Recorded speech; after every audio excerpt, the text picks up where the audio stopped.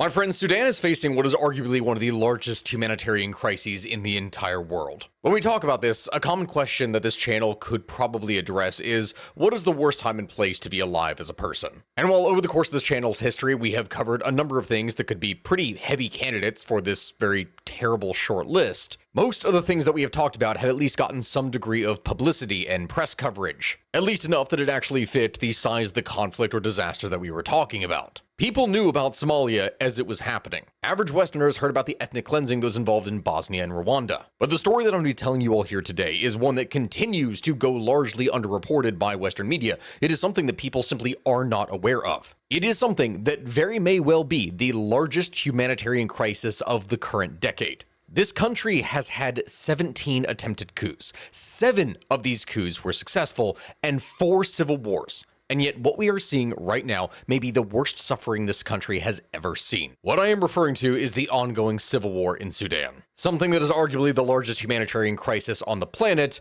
and in order to explain that, we're going to have to dive deep. But everyone, before we get back to the episode, I would just like to thank every single person that has signed up already to go on trips with me, both to Peru and also to the German Christmas markets. Right now, as it stands, there are only a couple spots left for the early bird spots for our Germany trip, the trip that we're going to be taking to go to the Christmas markets. We're going to be going to the Schönbrunn Palace. We're going to be going to the Hohensalzburg Fortress. We're going to be going to a variety of different things. It's going to be this perfect blend of both a shopping trip and yet also simultaneously a cultural and historical experience. Still, I know that a number of people were saying that the trip is more expensive, which is something that happens when we go to Europe. So if you want something that is more affordable and outdoorsy, we are actually going to Peru here in July, which is significantly lower in price. But also again, since that trip is happening in July versus November, that means the deadline to book that trip is like next month. But even then, the trips only require that you put 25% down, and in the case of something like the German Christmas market, there are monthly payment plans until the actual final payment is due. The final payment for the people who are currently signed up for the Peru trip is literally this next week, so that is something that you need to get on fast if you want to. I cannot wait to go on an adventure with all of you, so by all means, go ahead and click the links down in my description, and I can't wait to see you all here in the future.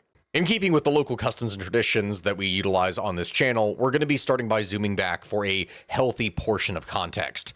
For the first half of the 20th century, Sudan was effectively a joint protectorate of both Egypt and the United Kingdom, this being something known as the Anglo-Egyptian Condominium. Now, despite being a joint protectorate, the arrangement would grant the British primary political and military power. Their relationship is something that is extremely complex, as you have probably seen when I covered my whole history of what has been going on with Egypt, but when talking about Sudan, Egypt and the United Kingdom would go and sign a treaty relinquishing sovereignty to the Independent Republic of Sudan in 1956. Things were not fine and dandy, though, as the new republic would immediately face major challenges. If you're wondering what I'm talking about, you have to first consider the sheer size of Sudan itself. This is a country that would span nearly 1 million square miles and was situated directly between some of Africa's most violent states and regions. Even more concerning was the stark internal divide between the country's wealthier northern region, which was majority Arab and Muslim, and its less developed southern region, where most people were Christian or animist. Animist, for those who are wonder, refers to more of the local shamanistic religions of native Africans. The combination of these both ethnic and religious divides would serve to prove extremely relevant to the struggles that Sudan faces even to this very day.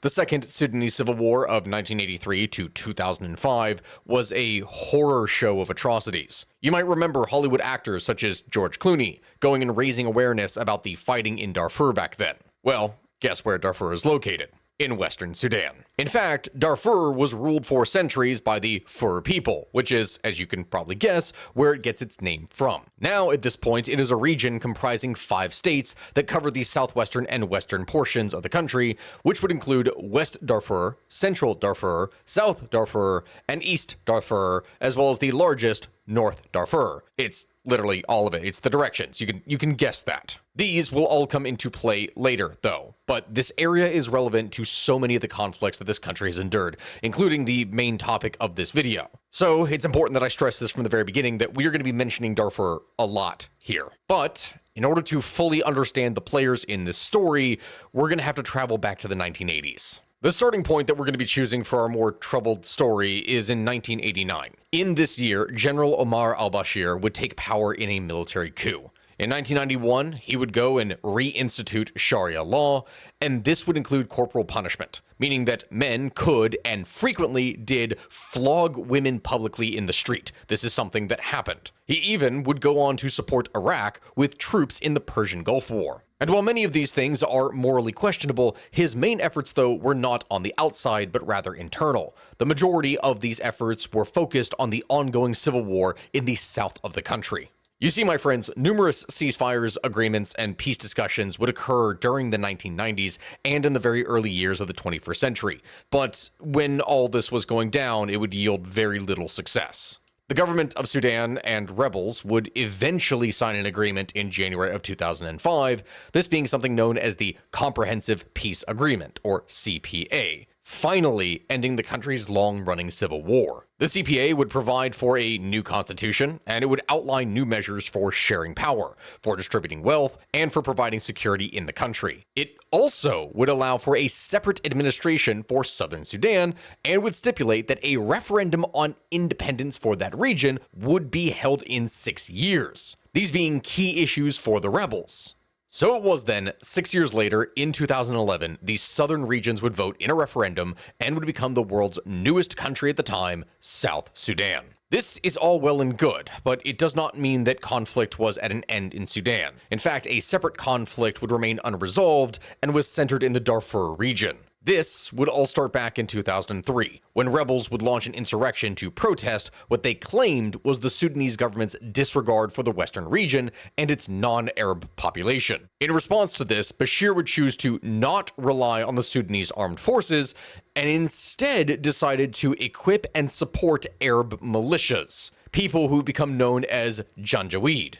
These would be the individuals who were outside of the government's control, who would be primarily tasked with fighting the rebels in Darfur. Their name would loosely mean, quote, devils on horseback, which, as you can probably guess from the name, was quite literal. These militias would ride on horseback, wielding AK-47s typically. The problem became that despite their mandate, the militias would also terrorize civilians in the region and would prevent international aid organizations from delivering much-needed food and medical supplies. Despite a 2004 ceasefire and the presence of African Union troops that followed, by 2007, the conflict and resulting humanitarian crisis had left hundreds of thousands of people dead and more than 2 million people displaced. Anyone and everyone who could that was inside the region or just outside of it would do everything that they could to flee from the fighting. Fast forward by a year, and in July of 2008, an international criminal court prosecutor would allege that Bashir, as president of Sudan, bore criminal responsibility for the crisis in Darfur. The prosecutor would accuse Bashir of orchestrating genocide,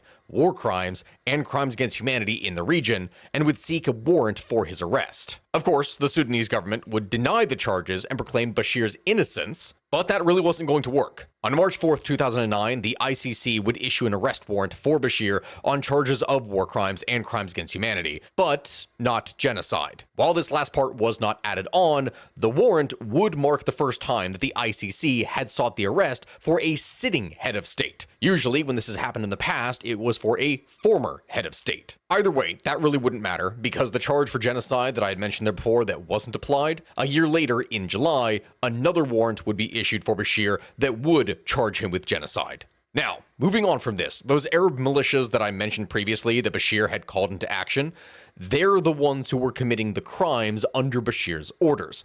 And when I talk about committing them, they were brutally effective. The Janjaweed would rout the Sudanese Liberation Army and would conduct what has been described by international observers as an ethnic cleansing of the Fur, Masalit, and Zagawa people. The way that all of this would typically go down is that a Janjaweed raid would open up with an attack by the Sudanese Air Force, with helicopter gunships or Antonov bombers targeting civilian settlements. Within hours, mounted Janjaweed would sweep into the area, killing and mutilating the men, violating the women, and killing or kidnapping the children. The raiders would then destroy the basic necessities of village life. They would burn the fields, the houses, poison the wells, seize anything of value, and from there, move on. Between the years of 2003 and 2008, hundreds of thousands of people were killed and millions were displaced as the Janjaweed would target civilian populations all across of Darfur. If you wanted to draw any kind of comparison to these figures from across history, the closest thing that we could probably say is that these guys were the equivalent of Mongol raiders.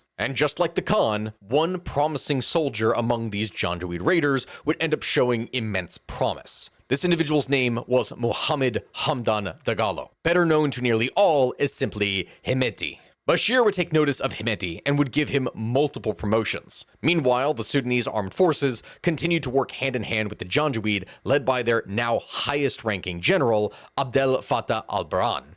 A detail that we have to mention is that Bashir knew that it was likely that his own dictatorship could be overthrown in a coup by one of his subordinates. And so he thought to prevent that by having the Sudanese Armed Forces counterbalanced by his own personal army. So, in 2013, Bashir would officially form the Rapid Support Forces, but what he'd really done was repackage and reinvent the Janjaweed as a modernized light infantry force. And can you guess who he thought of first and foremost to lead this new task force? That's right, his old buddy, Hemedti. So it was then that Bashir gave this millennium's closest equivalent of the Mongols access to far more than just their horses they had before. Troop carriers, artillery, technicals that were likely utilizing the Toyota Hilux. Anything and everything that they could utilize to increase their speed and ability to strike was given. And for a few years, this worked. But that wasn't going to last.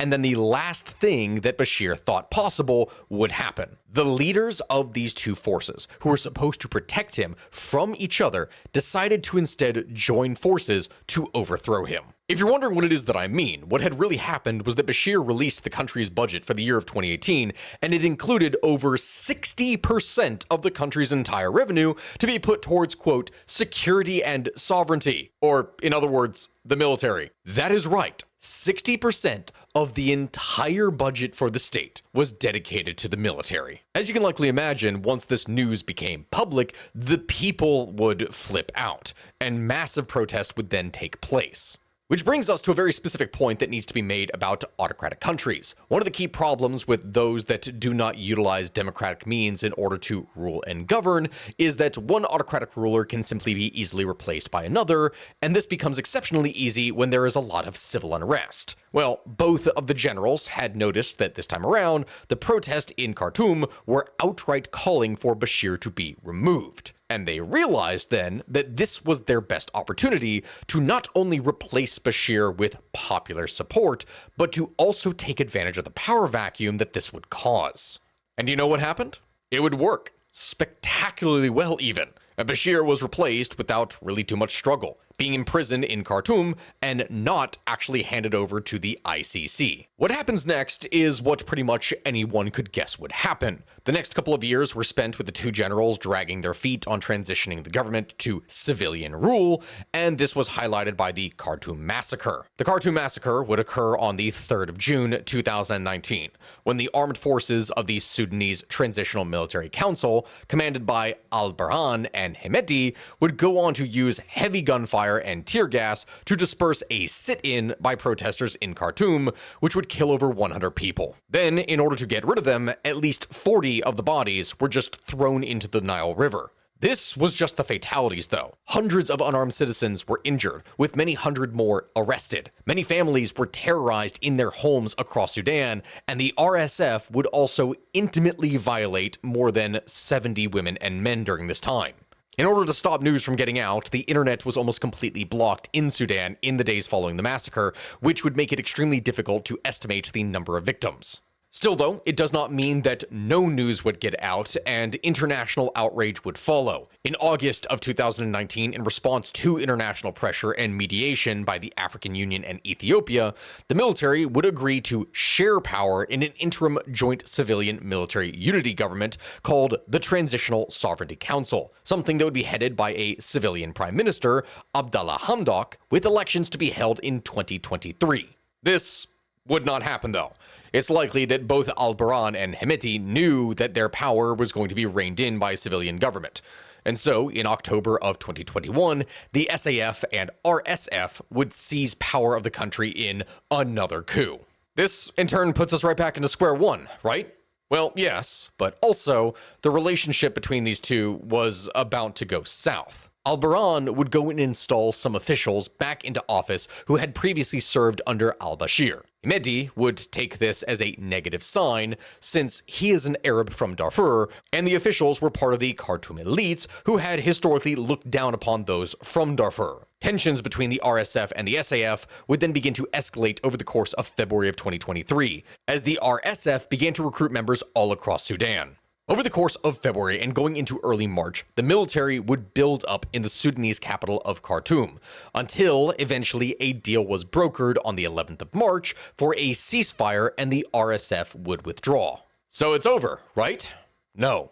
The straw that would break the camel's back on this very delicate balance of power was when al-Burhan would insist that, according to the deal, the RSF be folded into the Sudanese Armed Forces within 2 years. Hemedti was furious because of this, and would state that he would settle for nothing less than a gradual 10-year-long process. 10 years in which you could probably guess that both parties would find ways to weasel around their initial deal. It's also at this point where I should probably mention that back when he had formed the RSF, Hemedti had made sure to get some kind of collateral in order to ensure his loyalty. This was something that was primarily paid in the form of control over gold mines in Darfur. In November of 2017, Hemedti had used the RSF to take over control of more gold mines in the Darfur region, which led him to becoming one of the richest people in Sudan by 2019. Hemedti's brother, Abdul Rahim, the deputy head of the RSF, he would head the Al-Junaid Corporation involved in gold mining and trading in Sudan. But wait, there's more. The RSF had also set up 2 front companies called GSK, a Sudanese technology company, as well as Tradive General Trading LLC, a United Arab Emirates-based company, and both were controlled by Hemedti's other brother, Al-Guni Habdan Dagalo.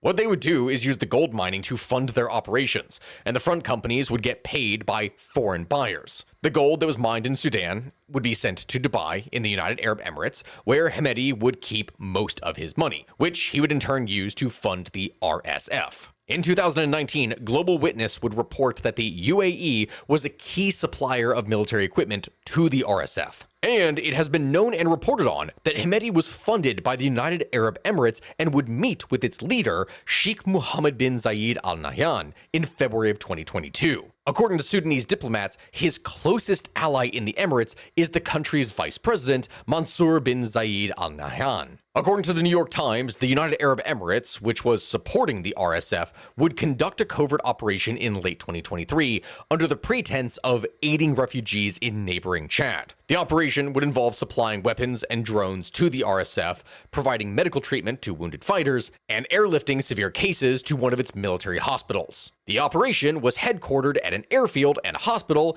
in Amjaras, Chad.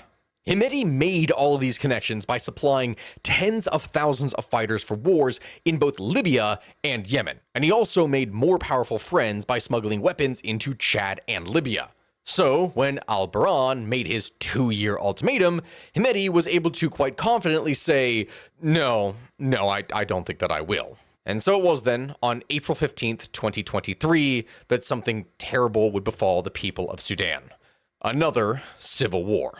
RSF units would attack SAF bases all across Sudan. They would take control of large sections of the capital, including the airport and the headquarters of Sudan's largest TV and radio stations. Hemedti would order his forces to find and kill al-Burhan. RSF units would come into fierce and bloody battle against the Republican Guard that was safeguarding al-Burhan, and would even break into the SAF headquarters where al-Burhan was located. In the middle of this extremely heavy fighting, al-Burhan himself would be seen picking up an AK-47 and returning fire at the enemy. And although the fighting was fierce, they would barely manage to hold the RSF units back, and al-Burhan was able to be ferried to safety. Meanwhile, Khartoum became an all-out battlefield. As this fighting breaks out, the SAF initially appears to hold a degree of advantage. They do have significantly more heavily armored vehicles, such as tanks and troop carriers. They also have additional resources when it comes to air support. But in a series of battles over the course of the last year, the SAF units have repeatedly been surrounded and flanked on large desert roads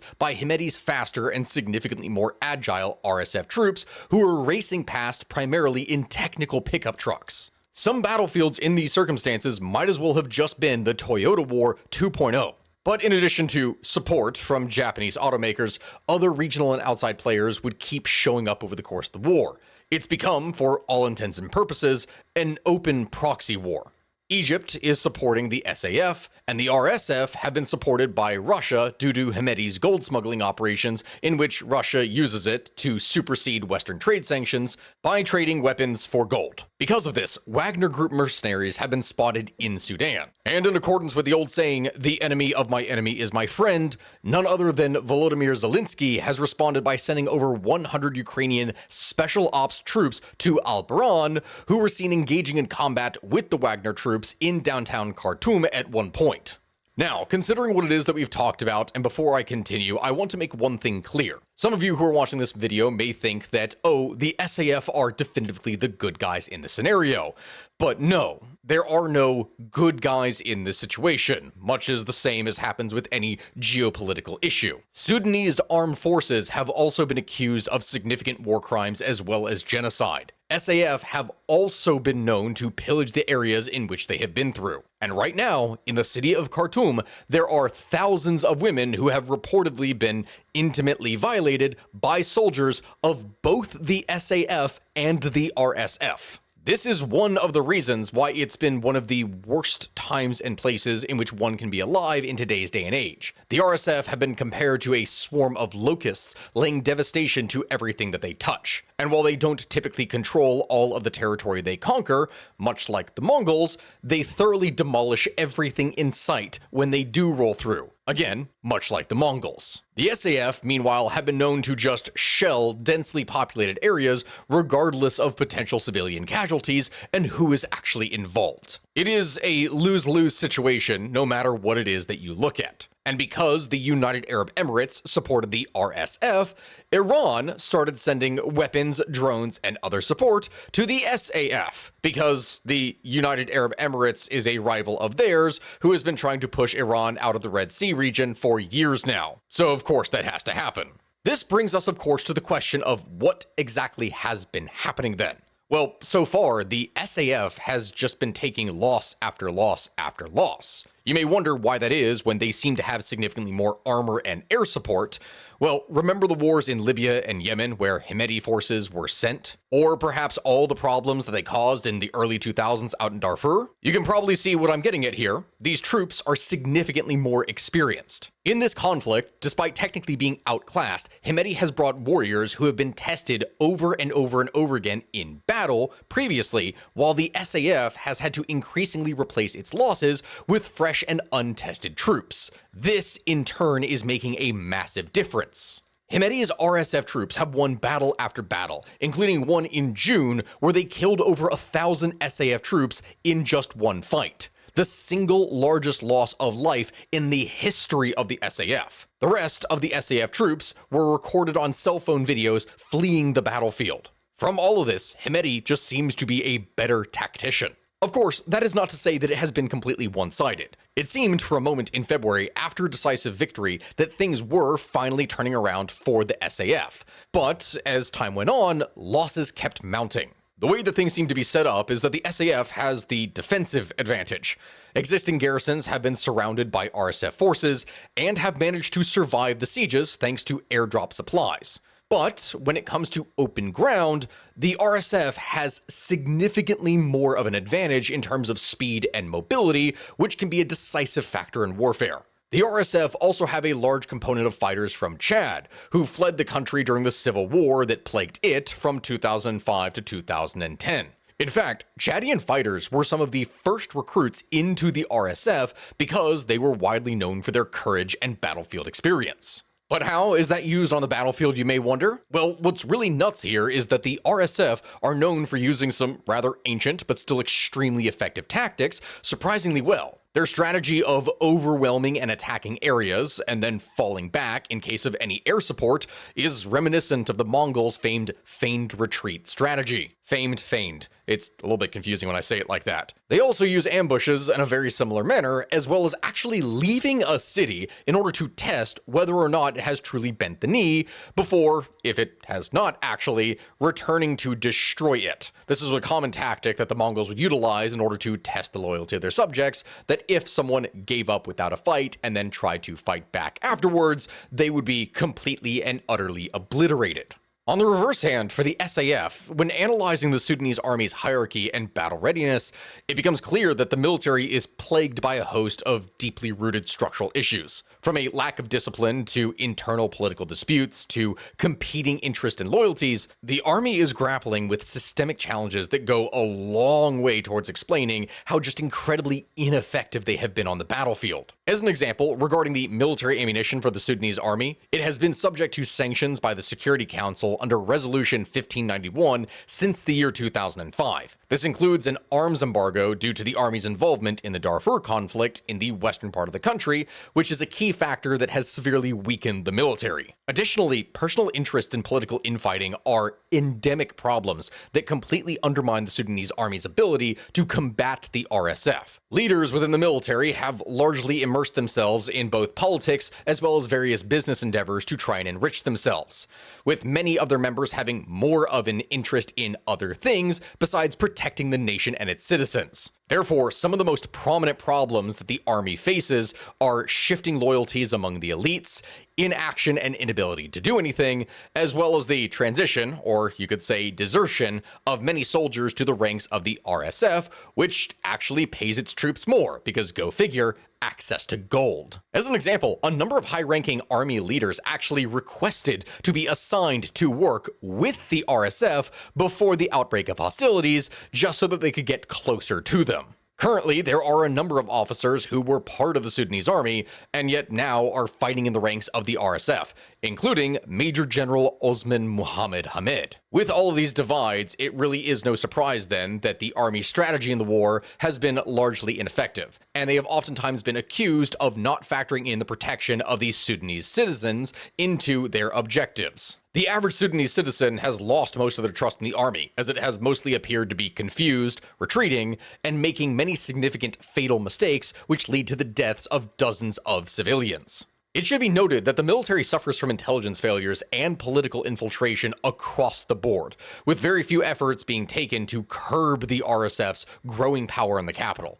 All indicators and reports emphasize the danger of the RSF inside of Khartoum and the possibility of clashes in the capital, in addition to the danger of having their headquarters and barracks inside the residential areas. Hemedti has also ordered his men to seek shelter inside of hospitals and mosques in order to avoid bombing runs by the enemy by hiding behind the weak, sick, and innocent, which in turn make the army's job significantly more complicated, and is oftentimes the case when dealing with militia groups. The military's intelligence failure not only allowed the entrenchment of the RSF in Khartoum, but it also allowed it to expand its influence over other areas of the country, which was one of the main factors in its success in the war so far. And even then, despite having superior firepower as well as the aerial advantage, the Sudanese army's aerial superiority hasn't really been as effective as was hoped, with RSF militias shooting down several MiG fighter jets using anti-aircraft weapons like the American-made SAM-7. And that is really only one factor. The RSF demonstrates superiority not just in strategic planning, but in clear logistical advancement. As an example of this, the Sudanese Air Force is extremely overly concentrated.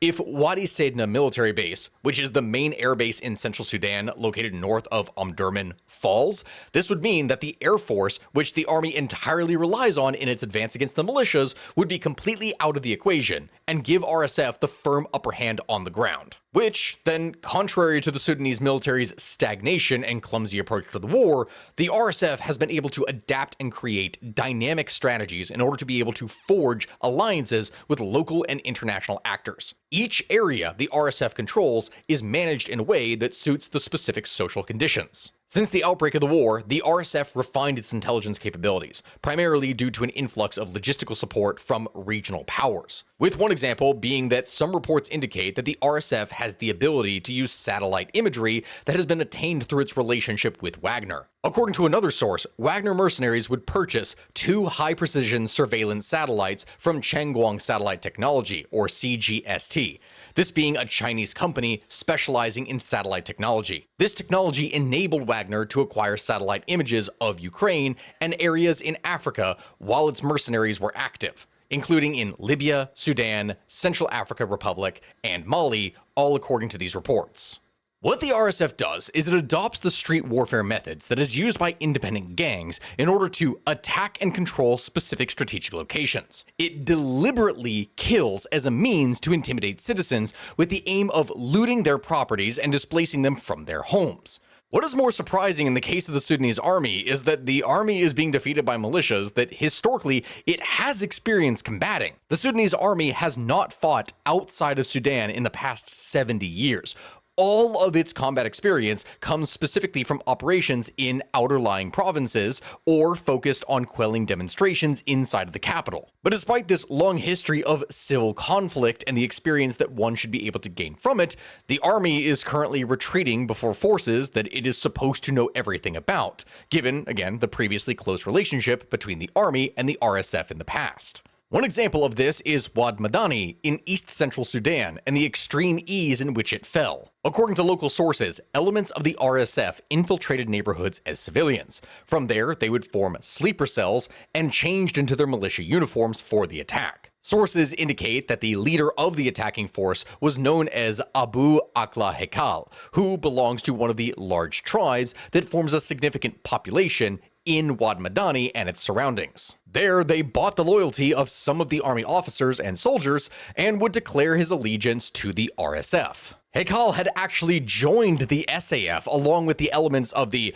North Shield militia that he had formed a year earlier under the pretext of protecting northern Sudan from the threat of the RSF. At the time, he declared his loyalty to Burhan, who did not actually object to forming this force and even provided it with the necessary logistical support. As you can imagine, this makes things exceptionally confusing, and these interconnected regional factors make the RSF a force on a growing political and military power that will be very difficult to actually stop. Although the RSF has repeatedly stated since the early days of the war that its primary goal is to establish and support democracy, not to actually rule Sudan, the crimes and violations it commits on the ground cannot be categorized as support for civilian rule. Rather, the RSF has become a source of terror among many Sudanese who have suffered from killing, displacement, theft, and, as previously said, intimate violence. Now, at the same time that this has been happening, Hemedti also went on something of a world publicity tour a few years back that has actually shown some fruitful results. He has worked to establish important connections with a number of Sudan's neighboring countries, or at least forces within them, including Ethiopia, Libya, the Central African Republic, in addition to regional powers like Kenya and Israel. In contrast, the Sudanese army has more good relations with Egypt, Saudi Arabia, Eritrea, Qatar, Turkey, and Djibouti, plus Russia, although relations with the latter deteriorated after the actual outbreak of the war in, the 15th of April, which in turn led Russia and its Wagner forces to instead support the RSF.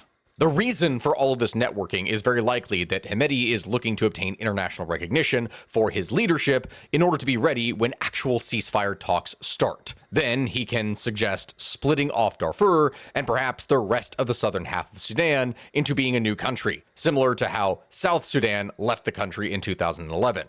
This is arguably the most likely scenario to arise if the SAF doesn't get support from outside powers soon. It simply hasn't been able to handle the problem itself. The other alternative is a long and protracted civil war that drags out for years and continues the cost in civilian lives. And that, arguably, is where we get to one of the most important parts of this video, the part where I tell you what is actually happening to the people of Sudan.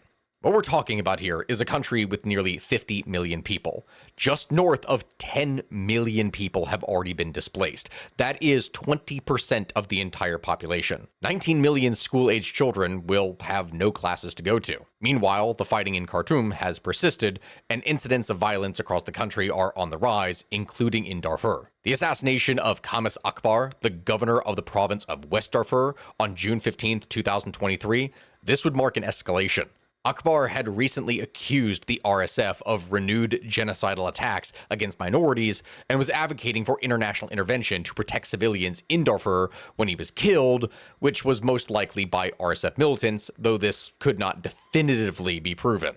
Across the country since April of 2023, the RSF has been suspected of burning nearly 3,000 villages to the ground. Several non-governmental organizations, including the Human Rights Watch, have documented evidence of numerous mass atrocities being committed throughout the conflict, prompting accusations of ethnic cleansing and war crimes. In early November, RSF forces and allied militias would kill more than 800 people in a multi-day rampage in Ardamada, a town in western Darfur. This recent attack would reflect a new surge in ethnically driven killings that would target the Masalit in western Darfur.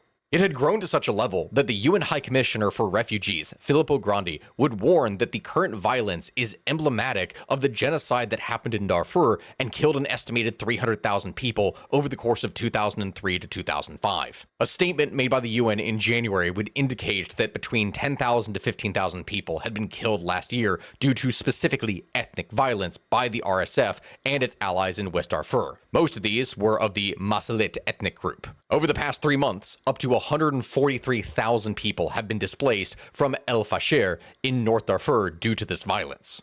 Sudan, as it stands, has the largest internally displaced population in the world, with, as I said, 1 in 5 people out of a country of 50 million people being displaced since mid-April of 2023. That, as you can imagine, needs a lot of aid. But humanitarian access remains a crucial concern for many international actors, including the United States, which recently had called upon the UN Security Council to authorize aid deliveries through Chad. Both the SAF and the RSF have been known to utilize starvation as a weapon by blocking humanitarian relief aid from getting to communities that it is intended for if those communities support the other side of the conflict.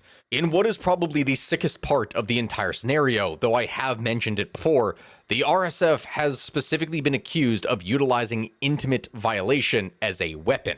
Yes, and I mean that in all seriousness. A common strategy that is reportedly used by the RSF is to go into a village, kill or mutilate all the men of fighting age, and then separate the women so that they may be, well, you can guess. Unfortunately for these women, numerous cases have been reported where they would go to report these violations to the authorities, only for the SAF or police to then intimately violate them again. And they're focusing these acts heavily on certain ethnic groups, specifically with the Masalit, who have traditionally been rivals to the ethnic group that Hemedti comes from. This would come to a head in the city of El Geneina in western Darfur in June of 2023. Thousands would flee across the border of nearby Chad. And the RSF had attacked this city specifically because it was known to be a refuge for those who were displaced by violence in other parts of the region and country. Essentially, this settlement was a giant refugee camp. Now, the things that reportedly happened to the women of this camp, I cannot even begin to describe because this is YouTube. And not only would that face a risk of demonetization, but there's a very real risk that this entire video could be taken down just by virtue of the sheer horror of it all. But what I am trying to get at is that this happened thousands of times over in that city, with intimate violations in the Darfur region even occurring to children as young as 7. As for those who would need medical care after everything, that can even be a bigger challenge to obtain. Attacks have destroyed hospitals and other vital infrastructure. Emergency rooms run on generator power with sandbags against the wall. Some doctors have reported being beaten for providing trauma care.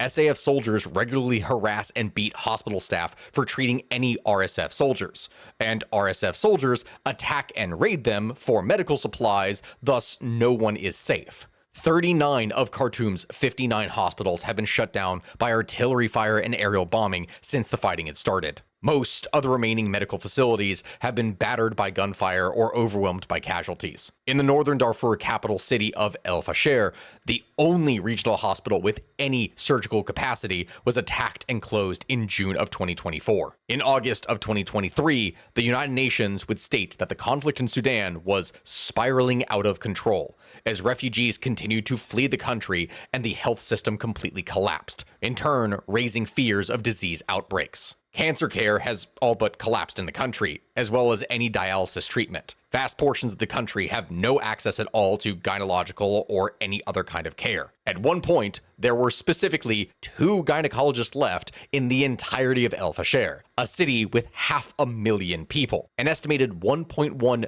million pregnant women would have no access to any kind of neonatal care across the entire country. Less than 16% of the nation's medical facilities are operating in any form or capacity. Of course, medical care and treatment may not matter when people are already starving. In the first month of fighting, nearly $15 million worth of food aid supplies had already been stolen. According to the latest IPC report, about 25.6 million people in Sudan today are acutely hungry, this being IPC Phase 3. This phase sees families either facing food consumption gaps alongside acute malnutrition, or just able to meet their food needs, resorting to crisis coping strategies like selling off essential livelihood assets. And if you think that is bad, today, 8.5 million people are projected to be in emergency levels of hunger, IPC Phase 4. In this stage, families face large food consumption gaps alongside very high acute malnutrition rates and excess deaths, or are able to overcome food consumption gaps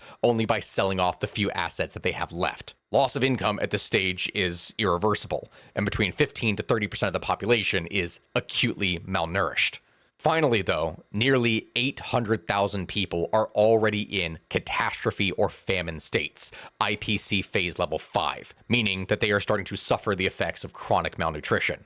It means a complete lack of access to food and other basic needs. Families face an extreme lack of food and other basic necessities even after all possible coping mechanisms have been put in place. Starvation, death, destitution, and extremely critical levels of acute malnutrition are evident. In parts of Darfur, people are already resorting to eating dogs, cats, birds, any small animal that they can get hold of, while others have resorted to eating grass and leaves. This is extreme North Korea level of suffering that we are talking about here during the worst months of the famine back in the 90s. For anyone who is wondering then, why is it that the hunger and famine is so widespread? Why in a society where many people are agriculturally based and should be able to produce their food, why are people still starving? Well, it's pretty hard to maintain and harvest your crops or keep a herd of cattle alive when there are militiamen in Toyota pickup trucks racing all across the country that shoot at everything that they see. The military of both sides are like parasites feeding off the country and its resources and taking whatever it is that they want. When I say that there are no good guys here,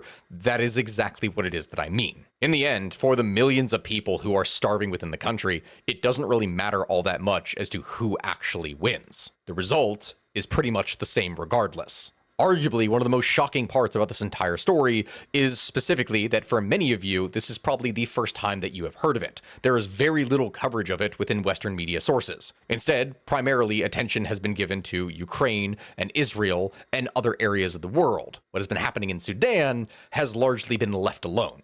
But that is precisely why this story needs to be told. This conflict threatens more people than the conflicts in Ukraine, Israel, and Syria combined, with starvation, intimate violence, and displacement, yet barely gets a mention in any news sources. It is impossible at this point to give a full and complete answer to the question of why Sudan has not really been discussed more in the media, but what we can do on this channel is explain the situation and let you all decide what to do from here. As a notice, because I'm sure this is something that would come up, if you would like to donate and aid Sudan, there is a list of charities in the description that have been rated very highly for their aid to the people of Sudan. I do not tell people what to do or what to think, but thankfully, if you're able to watch this video, you're probably not doing as badly as the people of Sudan are doing right now. So if you wanted to do anything, you can tell someone about their suffering. You can share this video. You can like, comment, and subscribe, even if you can't do anything else. Thank you, my friends, for watching. This has been Sakuyi with the History of Everything podcast.